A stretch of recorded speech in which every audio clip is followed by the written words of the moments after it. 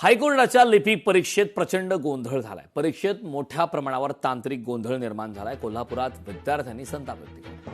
याचा आढावा घेतलाय आमचे कोल्हापूरचे प्रतिनिधी सुनील काटकर यांनी। हायकोर्टच्या पेपरमध्ये तांत्रिक अडचणी असल्यामुळे विद्यार्थ्यांनी काही निदर्शने केले आणि विद्यार्थी आता दसरा चौकामध्ये जाऊया। काय नेमक्या मागण्या आहेत आणि काय नेमकी बिघाड झाली होती?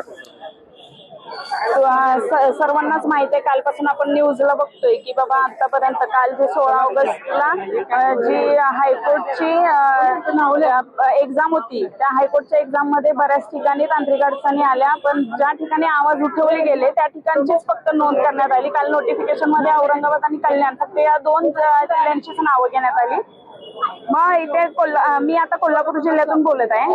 काल जे एक्झाम झाली तिथं बऱ्याच ठिकाणी सगळ्याच ठिकाणी जवळजवळ तांत्रिक अडचणी आल्या होत्या आणि त्याहीपेक्षा मेन म्हणजे कोणतेही तुम्ही पूर्वकल्पना दिली नव्हती की एक्झाम कोणत्या पद्धतीने होणार आहे, त्यामुळे सगळेच वायबल झाले। दुसरी गोष्ट की जो पॅसेज असतो तो 40 तुम्ही जेव्हा ऍड काढताय तेव्हा 40 ची ऍड काढताय, तुमचं स्पीड किती पाहिजे 40 आणि सगळी 40 वाली फॉर्म भरतायत आणि तुम्ही पॅसेज काढले ते 40च्या लेवलचे होते का हे जरा चेक करावं पुन्हा एकदा।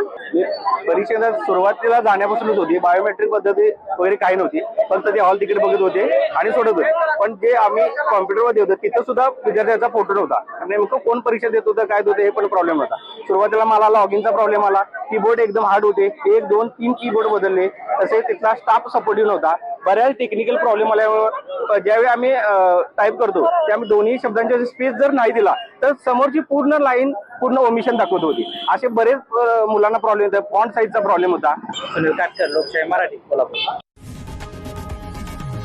लोकशाही मराठी ऐका, पहा, जागरूक रहा।